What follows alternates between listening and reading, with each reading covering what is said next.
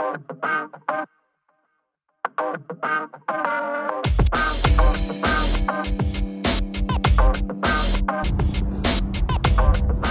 guys, good morning. So actually afternoon at 12 o'clock on the dot.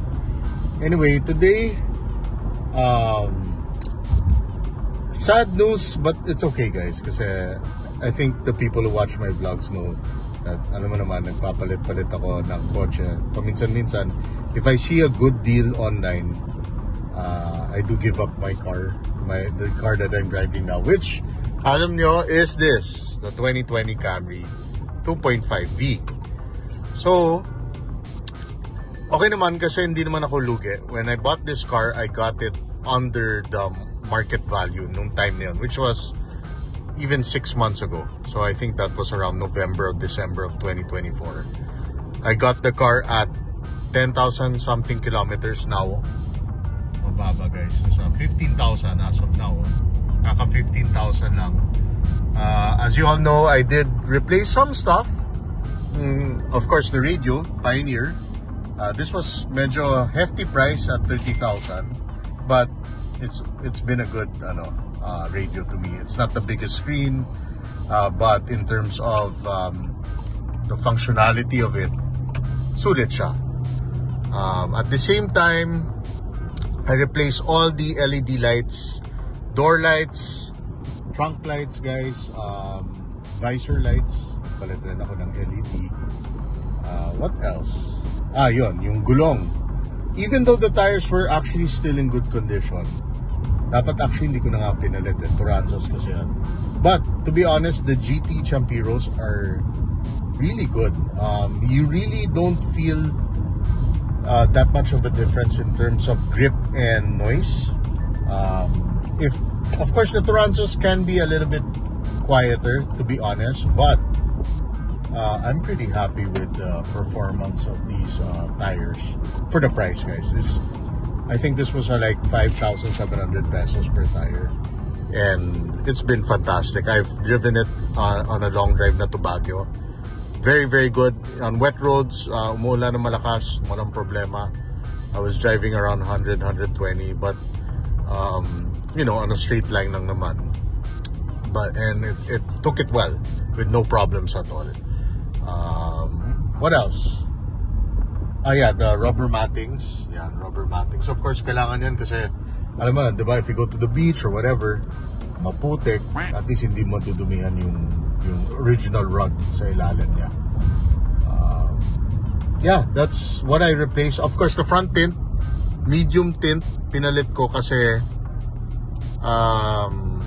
the first owner really had dark tints, which is this. So sa gabi guys, ang hirap talaga. And of course, I put my RFID here. But yun, anyway, we're on our way. We're here in Skyway, and we're on our way to look at a Mazda CX-5.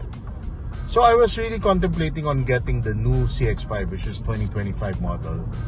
Heavily facelift, nagpalit ng headlights, taillights. But the interior, guys, has not really changed throughout the years. So from 2017, I think, until 2025. So 8 years. So when the new body came out, 2017, I think.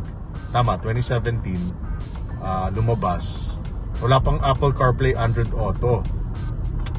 It only happened 2021, I think, when they included Apple CarPlay, Android Auto. At the same time, they did add yung electronic rear liftgate. Ano pa nangyari? Yung mga medyo mabagal yan sa Skyway. I don't know why, but yeah. So electronic parking brake, ayun, 360 kamang dinagdag noong 2021. But essentially the same look at the 2017 to 2020. Yan, so 360 cam dinagdag, Apple CarPlay dinagdag, the power liftgate dinagdag. What else pa? Meron pa. I know there's one more thing, but yeah, but that's essentially the big thing. But until today, 2025, ang nagpalit lang naman would be, I think 2023 yata lumabas yung heavily facelift, so yung bagong ilaw, front and rear, headlights and tail lamps. But the interior look practically the same.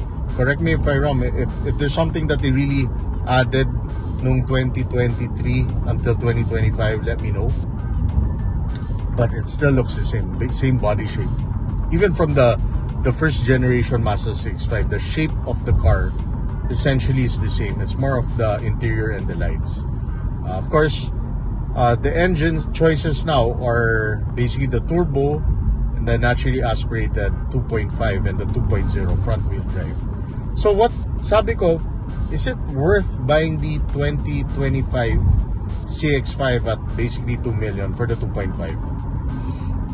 Or looking at second-hand CX-5. So tingin-tingin ako sa marketplace.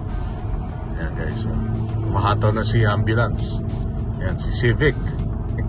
At naka-Civic yata, mahataw eh. Anyway, so I saw a couple of nice CX-5s from 2018. Low mileage guys, 30,000. This one, 37,000, 2019. These are all the 2.5 all-wheel drive.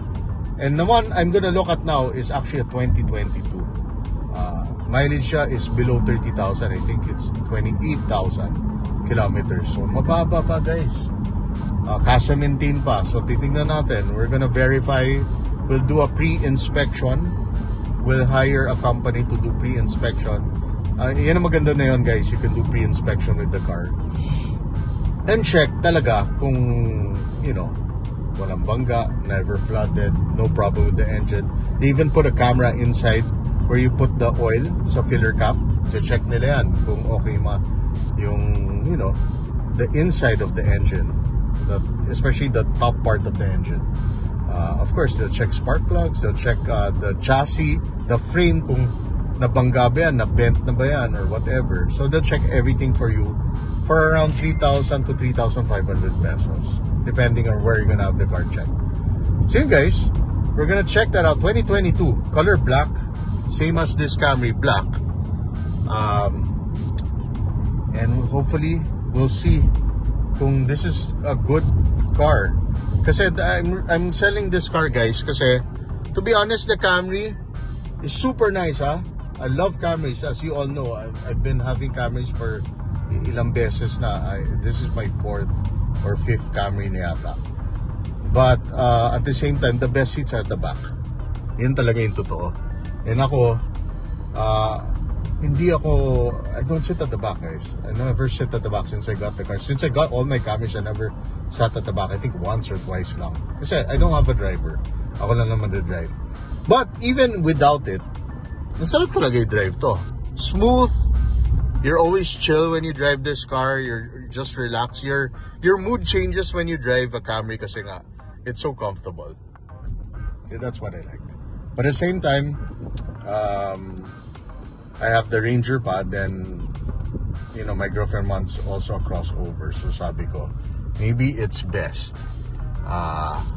to basically replace it with total wala naman ulugi with this car. And the guy who's gonna get it, Miguel, shout out to you if you're gonna watch this vlog. He test drove it na, he did pre-inspection, he brought his mechanic, pinascan, and there's no faults at all. Original mileage guys, 15,000. 5-year-old car, 15,000. Basically parang ginamit siya for 1 year lang. That's about it. So he's lucky to have this car. And he knows that I do document my cars when I do purchase. I do document when I do add stuff, when I do my change oil and stuff. So ito, kaka-change oil lang. So he doesn't need to even change oil for 9,000 kilometers kasi fully synthetic. But kahit sabihin mo mga 6,000, 7,000 kilometers, palit ka na. It depends on the use of the car. Ako kasi dito lang naman ako sa around Makati. Anyway, the CX-5 is in BF, in Elizalde, if you're familiar with BF.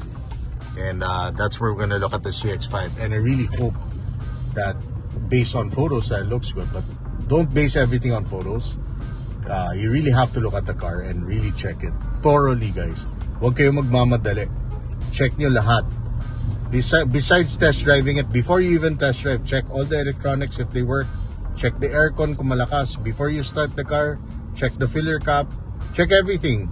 Coolant, everything. As in guys, check mo lahat. Tapos when you test drive, huwag ka mag-radio muna. Open the windows and listen if the suspension is good, if you feel anything weird about the car. All that has to be addressed. If these are minor stuff, then you can negotiate with the seller, di ba? Sabi mo, like the tires expired na, baka pwede baba naman yung kasi mahal ang gulong. Stuff like that. So guys, I'll see you in a bit. And yeah, hopefully, okay in CX-5.